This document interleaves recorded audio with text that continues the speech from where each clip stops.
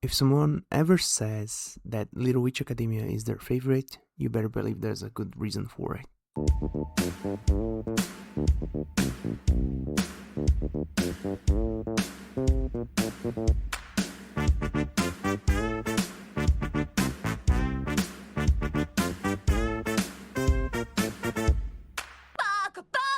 Hello everyone, welcome to the Weeb initiative. I'm your host, the Weeb. This is the show where every other week I'll be talking about anime, manga, and everything in between. This week I'll be talking about the last entry as of recording of Little Witch Academia, also known as Little Witch Academia, the anime series that came out in January 2017 to June 2017. It has 25 episodes, and as such, it is what I would it's a full-fledged anime. It begins and ends in itself, and I'll be talking about a bit for this. But before we get to that, some disclaimers. First off, time of release of this episode. Sorry, I got kind of screwed over on work, so there's that. Second thing, I'll be talking about everything that happens in this anime through the 25 episodes it has.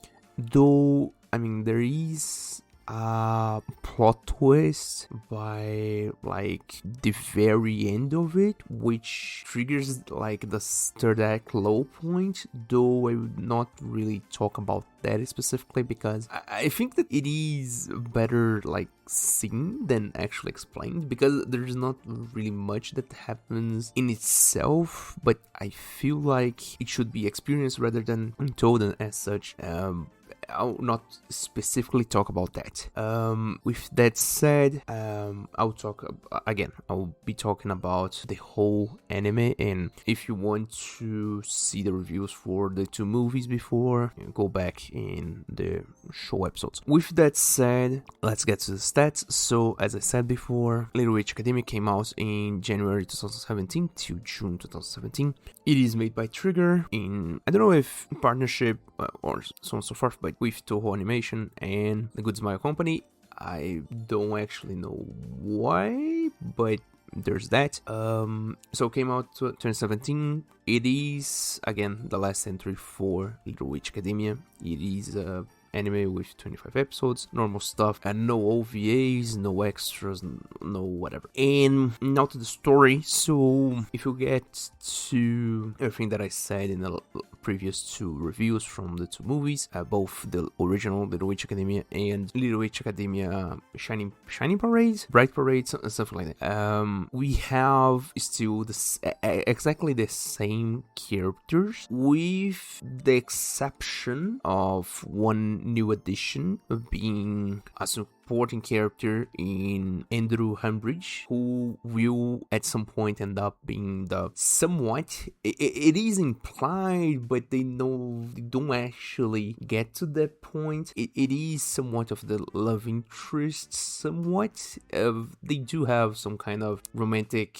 like thing at the beginning, and then there is an episode specifically for that, though it never does happen, and by the end of it they just stay friends and stuff. With that being said, so basically the story, it begins from the very beginning, so it does make what I would say is a soft reset of the whole telling of Little Witch Academia. We start the very first episode with Kagari Atsuko, or Ako, going for the first time to Luna Nova and meeting both Suzy and Lotte. Though the framing here is a bit weird, because Suzy at the very beginning, she doesn't actually want to go to the academy, though she uses the Ley Line expressway more or less to reach a different location through some kind of magic, and ends up like dragging both Lotte and Ako to it, and a whole lot of things happen. And then we have the first like major change, I think, of the story, where they end up in the, I don't actually remember if they go there in any of the movies, but they end up in the Arcturus forest, which is a ancient, really dangerous forest, and so on and so forth. But then Ursula Sensei, or Professor Ursula, the one that we end up knowing from the movies, and it is kind of very early revealed that she's actually Chario, who is Ako's idol, and the reasons why she wanted to be a witch, and so on and so forth. but she kind of, I don't know, senses them falling into this forest and to save them.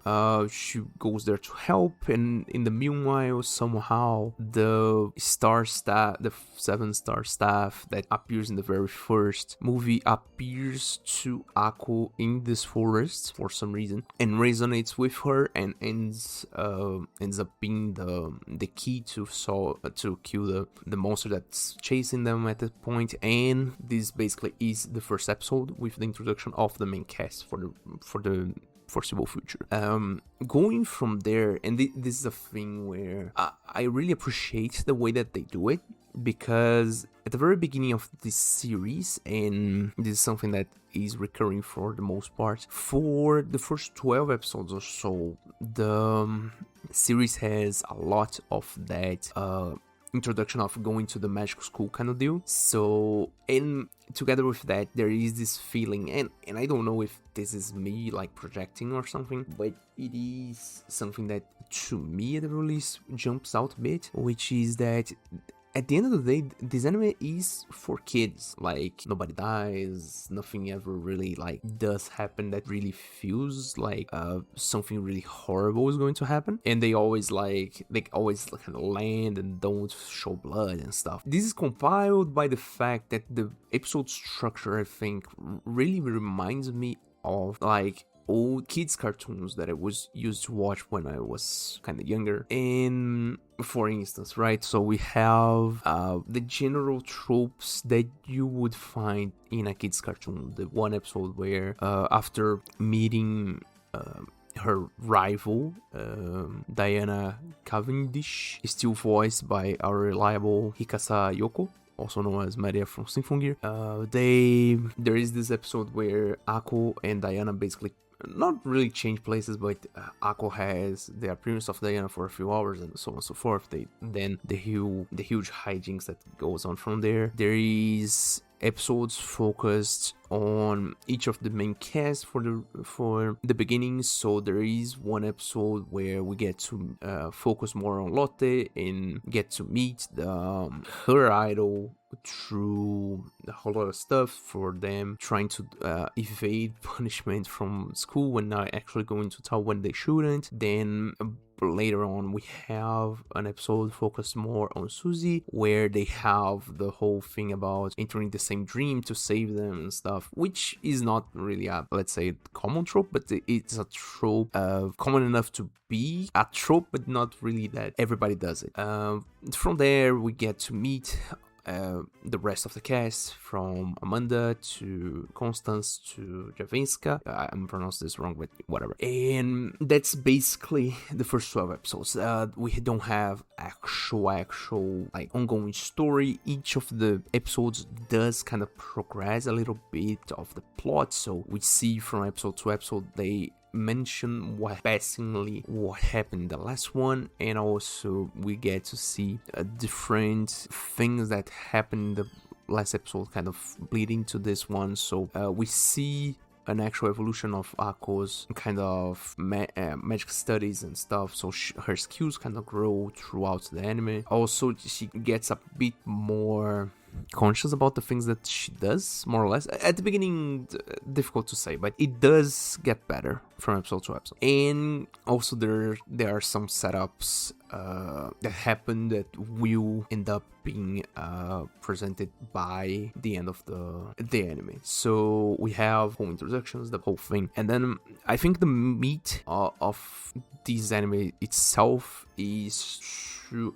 And again, the first 12 episodes are kind of kids cartoons, kind of episodic stuff, and I like it being that, so much so that I think that the change they do in the second season itself, I think it is kind of risky, but at the same time I think that they pulled it off, not because it is well done by itself, but I think that the way that they present it feels kind of better in a way. So we have so much setup for the whole cast that putting them into an ongoing story story feels really in place for it, if I'm making any sense. With that said, right, so we do kind of go from there. So we start with by the end of the 12th episode, we have a rift somewhat in the school where so what they say is are fairies in this world of the release that work the appliances and stuff.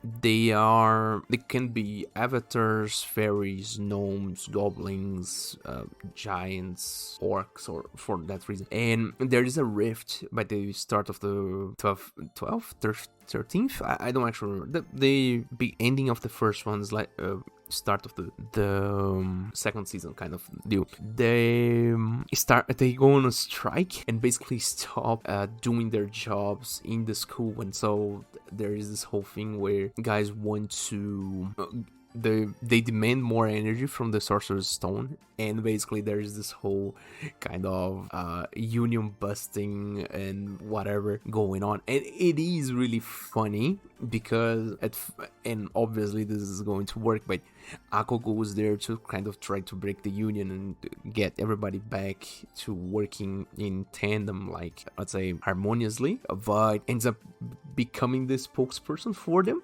because the fairies don't actually speak normal language, and so she starts to be the general secretary, something like that. And it is a really funny setup. It really breaks the idea that, oh no, this is not kids cartoon so much, because it is really difficult thing to tackle.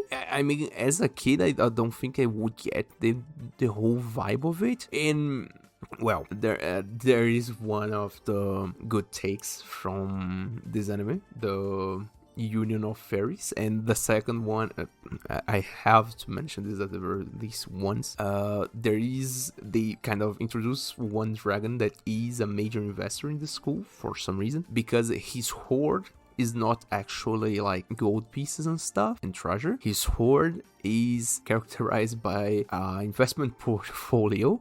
So the guy has a huge, like, I don't know, 18 screens of Bloomberg terminals in his home, like watching his investments. Like, what the fuck? Who came up with that? I think it's genius. I don't know. And basically the start of the second season, and the one that breaks up the whole thing and kind of gets everybody to actually work again, is a new professor that enters the school that's called Croix, or Croix. I don't actually know French, so it's Croix. They say Croix. I think it's kind of near that. I think it's Crow in like non-Japanese English, but I don't know. Japanese French, I should say. But I don't know. Again, I don't know French.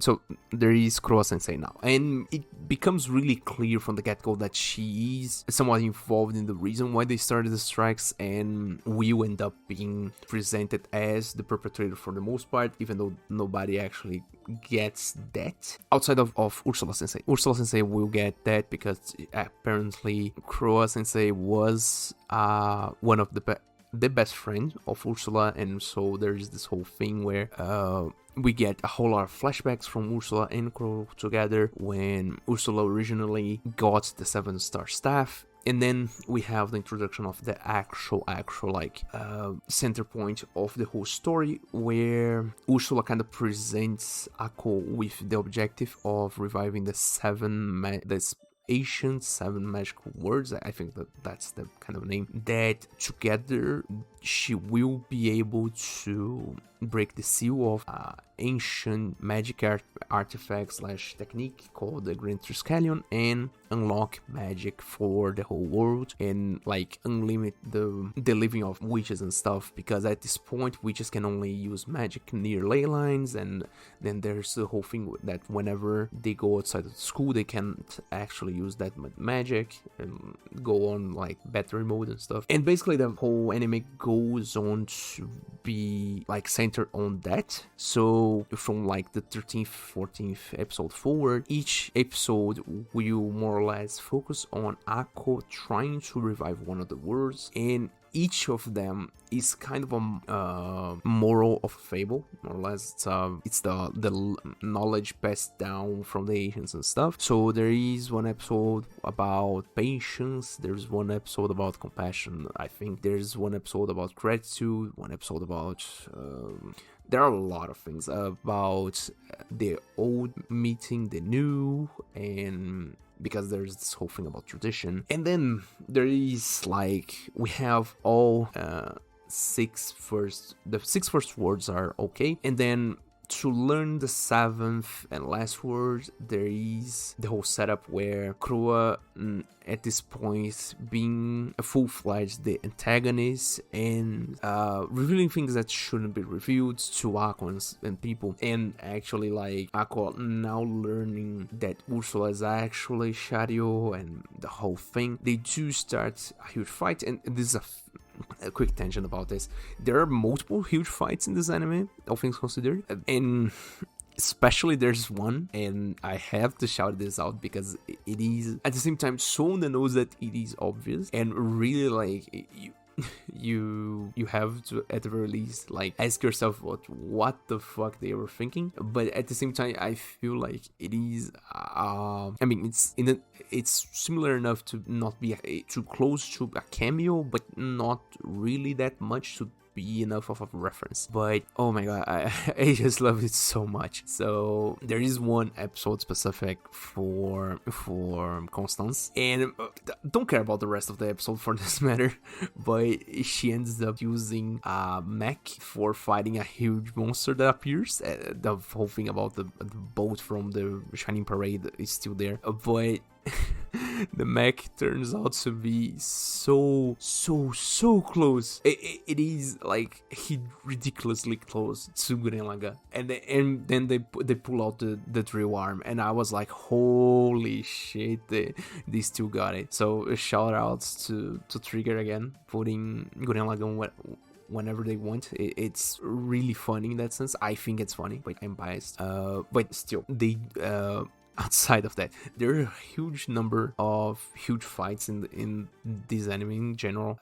For that reason, right, that there are a whole lot of different enemies that they end up fighting. There are a whole lot of really nice opportunities to the animation to shine. It is not so stylized to the point of having that same like Trigger visual signature that I talk so much about when talking about, for example, Darling the Franxx, or even my beloved Momosume Beginning of a New Era. But it is well done and feels Trigger-y in a way still, but though it does not have the same like signature style. I mean, they didn't like get Akko a drill for that matter, so that you know. But still, I'm deviating from the facts. So by the end of the anime, there is this whole thing where they kind of defeat Crow, and then Crow gets upheld by her own monster, because at the end of the day they want everybody to end up like being friends, so she can't really die, and she needs to kind of to repent for what she's done, because she ends up knowing that her methods are not the ones that should be followed. And by the end of the anime, everyone from the main cast, our 7 main girls, so Akko, Lotte, Susie, Amanda, Diana, Yaminska, and Constance, they all go into this huge broom, the 7 of them. Why do you need 7 when you should only need like the 6 and stuff? 7 to represent the 7 stars that they needed, the 7 like representations of the different values that Akko learned through knowing the words, and also the fact that in terms of plot, they keep the same gag from the movies that Akko cannot fly a broom. So for that matter, they need an extra one just to take her there, and it ends up being a really nice scene. Each of them pushing them forward and going on and on to towards the final enemy and stuff, and then it ends up with Diana and Akko together fighting the big bad. Really cute, really well done. I have to give extra kudos for that one last scene, because the last montage of them fighting the big bad monster, it is so many levels of difficult. What I would only assume that it is really hard and really taxing animation to do, because so much stuff happened in that scene. So much stuff happens, from the transformations to the particle effects of the explosions and the little puffs whenever Ako transforms, and the flying stuff, and it's really, really, really interesting, and a really, really cute, nice, well done scene. And that basically ends the whole anime. So by the end, very, very end, after the credits and stuff, everybody's together again, and Ako finally can learn how to fly. It is really cute, really cathartic. They drop a whole lot of lore by the end of it, and this is something that may be kind of not so great thing, that they drop so much lore into it, because it feels like they should develop it more, but at the same time it kind of is bite-sized enough to be okay and doable. Though I digress. I don't know. I thought it was cute. The overall anime was cute. The flaws are not really there. I mean, they're really more like nitpicks rather than actual things that they should like get to do. And as such, it feels really good to watch, really cozy. There is this nostalgia kind of feeling that I get from the more episodic kind of things. I think the story itself is not exactly to my taste, but I'm the minority here. It is great, though I would say that it's somewhat hit or miss depending on who you are. But overall, Little Witch Academia, really, really great animation, really good. I have to really say that the music score was not something that I took grabbed my attention as much as some other things from Trigger, but in terms of like visual style and the whole thing, I think that upends it more or less, and I think that's about it. I already gave my opinion overall on this whole thing. This anime is really, really great. In all fairness to it, I think that they drove what they wanted to the audience. Every single character is great. Every single thing that they present is nice. I would like maybe not a new season. I think I would like one new extra, let's say 2 episodes more, just to see the aftermath of the end of the anime itself, and to like what everyone's doing. And I don't know, man. I think that's about it. So thank you guys for listening. Thank you guys for watching. Please like, please share, please follow, depending on the platform you're in, and I hope stick around for next time. Next episode, I swear to God, it will come out on time. Thanks, guys.